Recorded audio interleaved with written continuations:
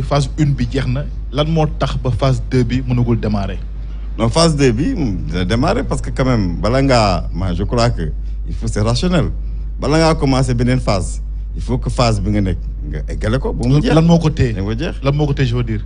non phase bii moo ko eggale on a déjà mobilisé les financements pour la phase 2 on a déjà mobilisé les financements les mêmes bailleurs qui nous ont accompagnés dans la phase 1 vont nous accompagner dans la phase 2 maintenant il faut que ñu pare bii ba commencer dawal pour mën a commencer beneen phase bi commencer nañu déjà jéem a évaluer nit ñi nga xam ne ñoo occupé emprise mi pour fay leen parce que sur la phase 1 là xëy na montant bi bu ñu ko waxee dañuy tiit mais 100 milliards def nañ ko ci loo xam ne dañ koy jox ay nit indemniser leen pour ñu jóge ci espace bi nga xam ne dañ ko soxla pour def terre bi. mais est-ce que loolu ni ñu ko war a defee 100 milliards est-ce que ni ñu ko war a defee nañ ko noonu parce que aujourd'hui bu ñu gisee ay collectif di judd fu nekk Dakar Pikine ba Tëngéej ku ci nekk di ñoom di wax ne ndàmpaay bi baaxul c'est normal ni ñu war a doxale wuñ ko c'est normal ñu def loolu mais xam nga booy def un projet comme ça bu fekkee da nga yow li nga war a fay nit ñi fayuloo ko une indemnisation juste ñoom dañuy am voie de recours bailleur de fonds yi nga xam ne ñoo ñuy lebal xaalis bu fekkee ni yow loolu defoo ko ci yoon rek ñoom dañuy arrêter seen financement. est-ce que ñoom arrêté wuñu financement bi waa BAD. non arrêté mosuñu ko arrêté. parce que aujourd'hui y a eu toujours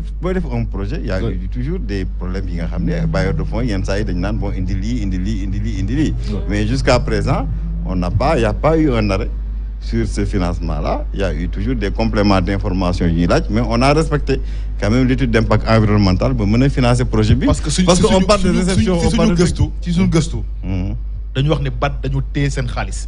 parce que leen waroon def ca njëlbeen ci ñi nga xam ne ñoom ngay waroon ndàmpaay c'est-à-dire jëriwuñu leen dara parce que tey nit koo xam ne mu ngi nekk di suturloo ci këram nga yëkkati ko.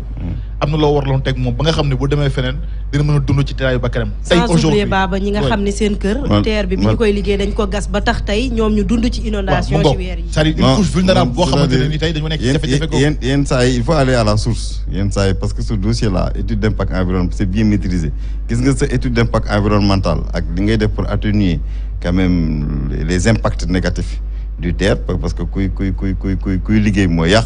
et tout ça loolu yëpp bailleur de fonds yi bu ñuy financer dañuy financer yëpp en même temps ni ñuy financer projet bi dañuy financer waale aussi les études des impacts environnemental ñi nga war a indemniser boo ko deful rek duñ la financer duñ la. est-ce que xam nga ñaata plainte ñoo nekk seen kaw non mais projet boo am. di liggéey nga xam ne ngay déplacer ay population est-ce que xam nga ñaata plainte ñoo nekk seen kaw ñaata la plainte yi. mais on les gère. ñaata la.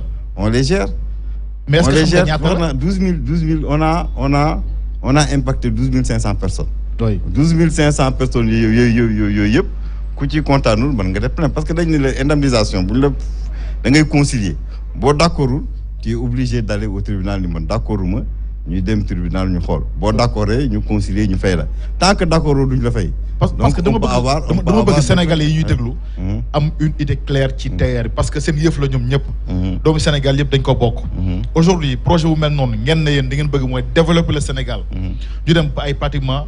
ay 2000 plaintes di lalu ci kaw état bu Sénégal ndax jalgati ndax xaalis bi mu waroon dugg fa. non même ndax indemnisation bi baaxul. c'est-à-dire question yu bëri yoo xamante ni koy. regarde si c'est 2000 plaintes boo waree indemniser 12 500 personnes 2000 sur 12 500 kooku ban pourcentage la. da nga ko xeeb. non xeebuma ko mais c'est-à-dire quand tu fais un projet da ngay xool l'intérêt général ñi nga xam ni. kontaan nañu dem nañu ak ñi nga xam ne xëy na dañu xeeb lu leen indemniser loolu moom il faut ñu dem tribunal ñu àtte ko ñu leen war a indemniser ñu indemniser mais duñ leen fa bàyyi di tardel projet bi parce que le projet c'est l'intérêt général c'est extrêmement important pour les externalités bu ñu leen nee xat-xataayu Dakar da ngay perdre 100 milliards nga war a def projet boo xam ni day améliorer quand même la mobilité urbaine entre Dakar et sa banlieue entre Dakar Diamniadio et Dakar AIBD ou plus tard il faut nga def ko parce que quand même 66% des activités économiques sont l'économie c'est-à-dire nit ñi dem ak di xam nga problème bi mooy pour qu'il y ait un impact sur l'économie il faut nga déplacer nit bu toog fenn du déplacer wu mënul créer de la valeur parce que li ngay liggéey sax il faut nga jël ko fi yóbbu ko fële pour mën ko jaay pour échange donc c'est pourquoi l'impact transport est extrêmement important pour l'économie du pays te comme concentration depuis les indépendances dañu concentrer toutes les économies toute l'activité économique à Dakar il faut que ñu may Dakar mu noyyi nag moderniser transport bi def BRT def TER mooy tax Dakar moderniser pour nit ñi mën a dem ak dikk xoolal Paris bu amul woon métro nan la nit ñi di déplacé wu. c'est ça le problème il faut le temps de la modernité il faut ñu rattraper loolu def ce rattrapage là nag ça nécessite quand même comme li ñuy def ay pont ay terre ay BRT pour que quand même économie bi yow sax booy produire nga mën ko di jaay parce que problème bi mooy bu fekkee amul les gens ont des difficultés pour se déplacer yow boo amee looy jaay pour dem sax ñu jógele ko dans la zone de production vers les zones de consommation sax da ngay am problème. Le transport, l'amélioration des conditions de transport est un facteur important économique qui pousse, qui est un appui à la production. Donc c'est extrêmement important.